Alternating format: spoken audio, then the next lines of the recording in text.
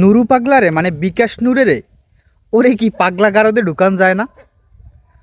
ও কইতে আছে যে আমার জয় নিশ্চিত, 12 তারিখ শুধু আনুষ্ঠিকতা। ভাই তুই এখনই সংসদে চললে যা, তোর লইগা সংসদের দরজা খোলা।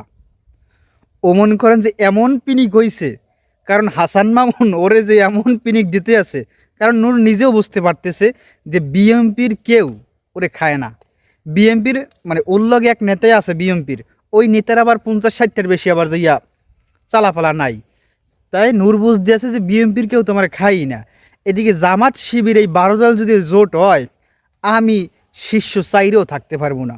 এখনও কি করবে, ওর মাথায় এখন গেছে হ্যাং হইয়া, ওই থায় পিনিকে।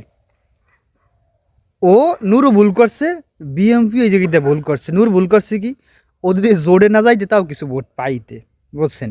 আর যদি এই জায়গা থেকে অন্য কোনো জায়গায় দাঁড়াইতে তাও মোটামুটি ভালো হইতে। কিন্তু বিএমপি উল্টা করছে কি, বিএমপি উল্টা করছে এই জায়গায় হাসান মামুনের না দিয়ে নূরের দেশে এখন ইন্ডিয়া আসনই হারাইবে। এই হলে বিএমপির অবস্থা। আর নূরের অবস্থা, নূর আছে পুরাই ফিনিকে আর পুরাই ম্যাটোই গেছে। ও কইতে আছে আমার জয় নিশ্চিত, 12 তারিখ শুধু আনুষ্ঠিকতা। আবার নাকি তারেক রহমান আর কইছে যে নমিনেশন তো আমি দিছি, তোমার সংসদে কীরকম আনতে হয় সেটা আমার দায়িত্ব। তা সেটা যদি তারেক রহমানের দায়িত্ব হয়, তুই আবল তাবল কথাবার্তা কও কা, তুই চুপ থাক, তোরে আমি সংসদে লই যাইবে। দেখুন কত বড় হ্যাডাম তুই সংসদে যাও।